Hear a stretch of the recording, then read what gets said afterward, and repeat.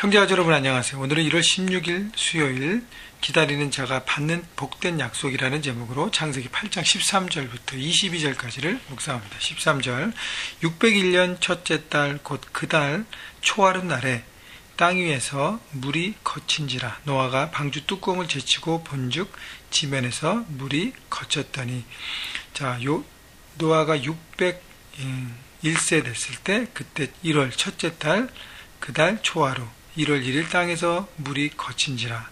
여러분 보십시오. 1월 1일 날 땅에서 물이 거쳤다 그랬습니다. 노아가 방주 뚜껑을 제쳤어요. 그런데 어저께 보니까 그 전해 7월 그날 17일에 방주가 아라산에 도착합니다. 그리고 나서 10월 1일 산들의 봉우리가 보였습니다. 그 다음에 40일 지나서 노아가 창문을 열고 이제 새들을 통해서 일주일 상간으로 물이 얼마나 빠지는지 확인합니다. 10월 1일 날 산봉우리가 보여지는 정도로 물이 빠졌는데 11월, 12월, 1일, 그러니까 3개월 지나서 이제는 물이 완전히 땅에서 거쳐갑니다. 아직 마르진 않아서 땅이. 그냥 물이 빠져나가고 이제 질퍽한 땅이 된 것입니다. 여러분, 그 거의 1년 가까운 시간 동안 비가 오고 물이 차고 물이 얼마나 푹 젖어 있었겠습니까? 물은 빠졌지만 질퍽한 땅. 그래서 노아는 더 기다렸습니다. 14절 둘째 달 20일의 날에 땅이 말랐더라. 물이 거친 지 51일 더 기다렸을 그때에 땅이 완전히 말랐습니다. 하나님은 땅이 완전히 마르고 완전히 노아가 새로운 삶을 시작할 때까지 노아와 노아의 가족과 짐승들을 방주에서 기다리게 합니다. 여러분, 이 기다리는 자체가 참 쉽지 않았을 거예요. 이제 아라라산에 도착했고 물이 빠지기 시작하면서 이제 물이 빠지면 나오겠지. 너무 천천히 빠지는 거죠. 그러나 노아는 계속적으로 기다렸다는 것입니다. 여러분, 노아는 방주에서 안달하지 않았어요. 하나님께서 여지껏 인도하셨기 때문에 그 뜻을 바라보고 기다렸습니다.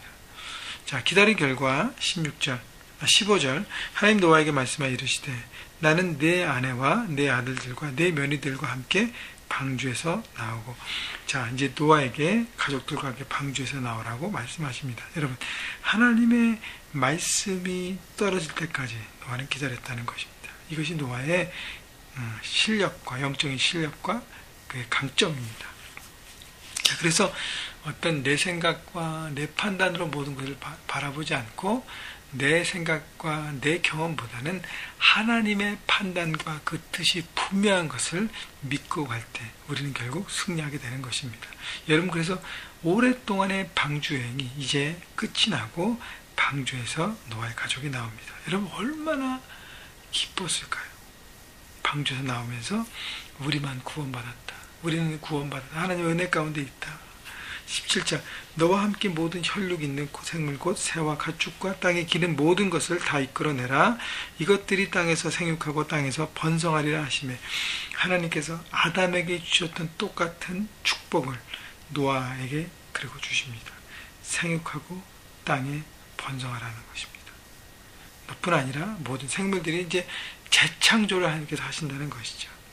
아담에게 주신 축복의 명령이 노아에게도 떨어집니다. 여러분, 우리가 하나님 앞에 순종할 때 하나님 우리가 생육하고 번성하길 원하세요.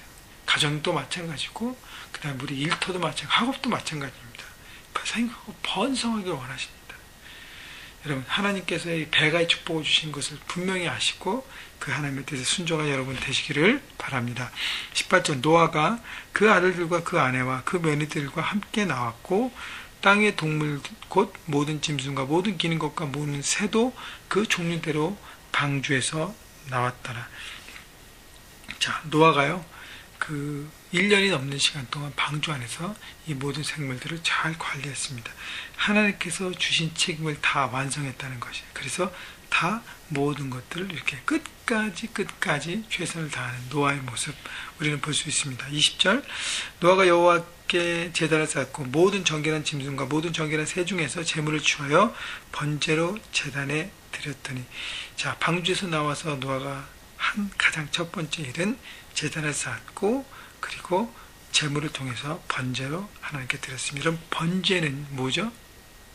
모두 다 태우는 제사입니다. 다 태워서 하나님께 드린 제사. 하나님, 이제 제가 하나님의 정말 일방적인 은혜를 받고 방주로부터 구원을 얻어서 이제는 하나님만 바라보고 하나님께 드리는 거저 주신 은혜에 따라 사는 삶을 살겠습니다 하고 드린 것입니다. 여러분, 노아가 예배를 드릴 때 현실은 뭐냐면, 여러분, 방주 밖에 나왔는데 뭐가 보일까요?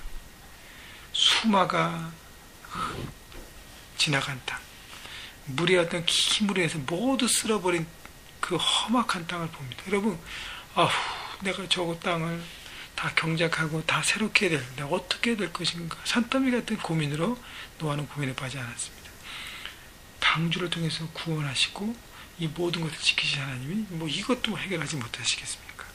하나님의 다스림과 그 모든 뜻을 바라봤기 때문에 하나님을 먼저 감사했고, 자신의 삶을 사한제사로 드리기를 결단하고 하나님이 주인된 삶을 살겠다고 그는 하나님 앞에 고백합니다. 21절, 여호와께서 그 향기를 받으시고 그 중심에 이르시되 내가 다시는 사람으로 말미암아 땅을 저주하지 아니하리니 이는 사람의 마음이 계획한 바가 어려서부터 악함이라.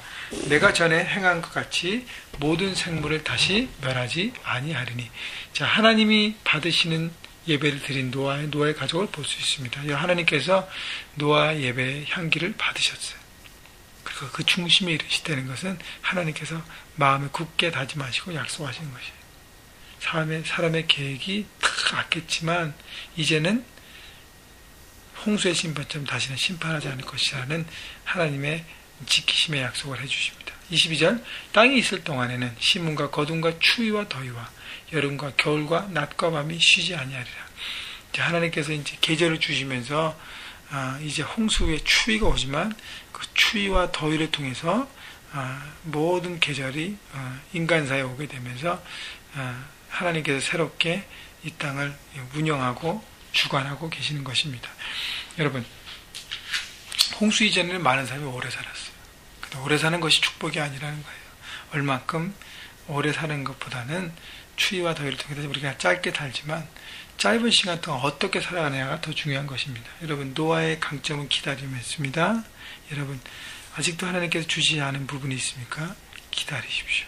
하나님께서 말씀하실 때까지 기다리며 믿음으로 바라보십시오. 그리고 예배가 얼마나 중요한지를 여러분 다시 한번 바라보십시오. 내 중심을 드리는 것, 여러분, 내 중심을 드리는 것이 얼마나 중요한 것인가. 여러분, 자꾸 붙잡고 쌓는 것에 목적을 두지 마시고 주님 앞에 드리십시오. 넉넉히 드리십시오. 중심을 드리십시오. 그리고 하나님의 주되심을 인정하면 여러분의 삶의 모든 것이 하나님의 것이기 때문에 하나님께서 주관하시고 책임지십니다. 여러분, 하나님께서 책임지시는 그런 책임지시는 삶을 통해서 풍성함을 누리신 여러분 모두가 되시기를 주님의 이름으로 축원합니다.